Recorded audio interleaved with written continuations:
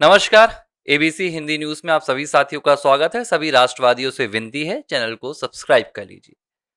Supreme court में आज उस मामले पर सुनवाई हुई जिसमें दिल्ली में जो जंतर मंतर में सीजेपी के नेतृत्व में छात्रों का आंदोलन हुआ और उस आंदोलन के दौरान जो हिंसा पूरे देश में देखने के लिए मिली, खासतौर पर राजधानी दिल्ली में देखने के लिए मिली, जिसमें करीब 130 पुलिस के जवान, आरएएफ के जवान घायल हो गए, किसी की खोपड़ी खुल गई, किसी का सर खुल गया, किसी ने प्रधानमंत्री की स्वर्गीय मां, उनके स्वर्गीय पिता, उनके खिलाफ आपत्तिजनक और अभद्र और अश्लील प्रदर्शन किया, तो किसी ने भारतीय सेना को अपमानित किया, भारतीय सेना को कैमरे पर गाली दी। इन तमाम लोगों की याचिकाएं छात्रों के तौर पर जब सुप्रीम कोर्ट में पहुंची तो माननीय सुप्रीम कोर्ट के मुख्य न्यायाधीश श्री जस्टिस सूर्यकांत शर्मा जी ने कहा कि किसी भी प्रोटेस्टर के खिलाफ सरकार मुकदमा दर्ज ना करे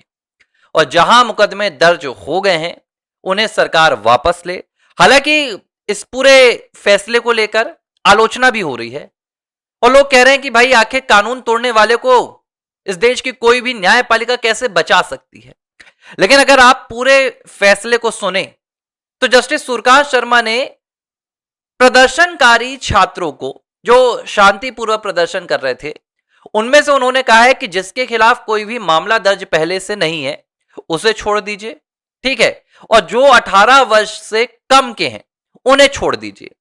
अब दो बातें आप समझिए, अगर कोई छात्र जिसके खिलाफ पहले से कोई मामला दर्ज नहीं है और अगर वो आरएएफ के जवानों का सिर फोड़ रहा है तो उसे छोड़ने का भारत के संविधान में कौन सा प्रावधान जोड़ा गया है, इसकी जानकारी भी जस्टिस सूर्यकांत शर्मा जी को दे देनी चाहिए। भाई हम तो कानून के जानकार नहीं है, लेकिन आप तो भारत के मुख्य न्यायाधीश हैं। इस विषय पर उन्होंने कुछ नहीं कहा, लेकिन उन्होंने सरकार को एक छूट दी है।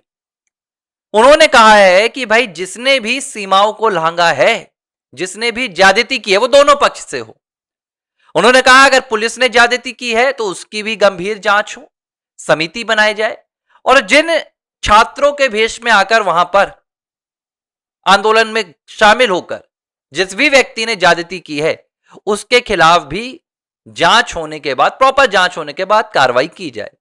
अब देखो इस मामले में आप एक बात समझिए, जो बार बार अदालत कह रही है कि प्रोटेस्टर्स के खिलाफ मामला दर्ज नहीं होगा, लेकिन अदालत यह नहीं कह सकती कि कानून तोड़ने वाले प्रोटेस्टर के खिलाफ मामला दर्ज नहीं होगा, कानून तोड़ने वाले प्रदर्शनकारियों के खिलाफ मामला दर्ज नहीं होगा। यहां पर सिर्फ उन्हें छोड़ा जा सकता है जो शायद भीड़ में संसद की ओर आगे बढ़ रहे हो, उन्हें अरेस्ट कर लिया गया, उन पर मामला दर्ज कर लिया गया, हां उन्हें छोड़ा जा सकता है। लेकिन उन्हें कैसे छोड़ा जा सकता है, कैसे उनका मामला विड्रॉ किया जा सकता है जो एक एक पुलिसकर्मी को घेर कर 15-15 लोग उसके सिर पर पैर रख रहे थे। यह अगर देश में होता है तो यह मुझे लगता है कि लोकतंत्र का अंत है।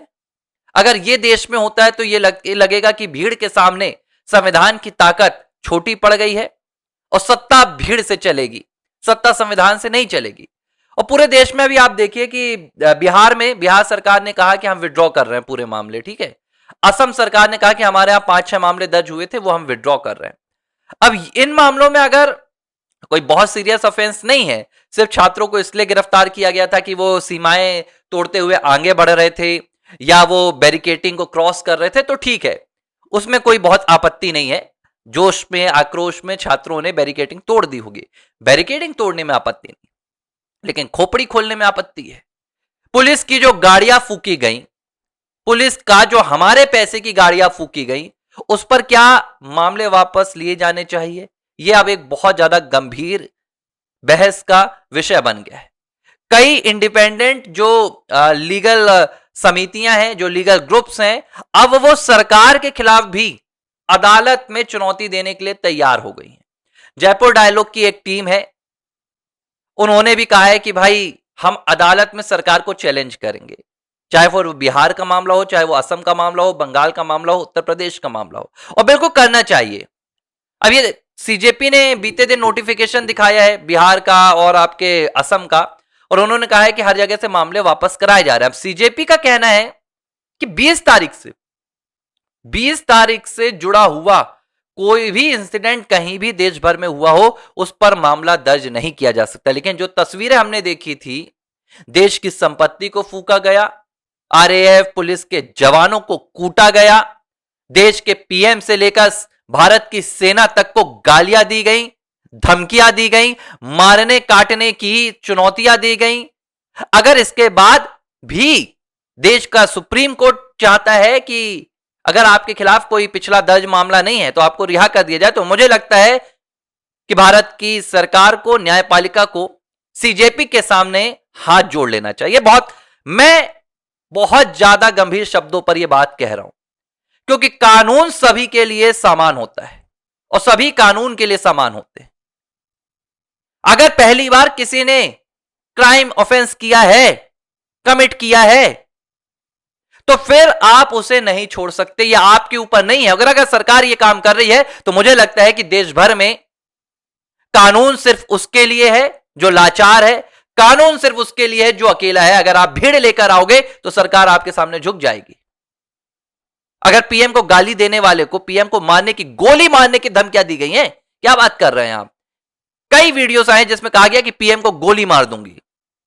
अगर उसे भी छोड़ा जाता है तो यह देश की कानून व्यवस्था के लिए बहुत बड़ा संकट है।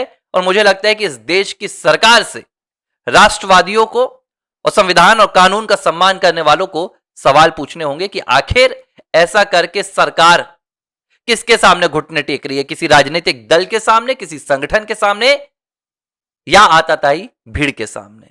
एबीसी हिंदी न्यूज, आज ही जुड़िए हर खबर के साथ।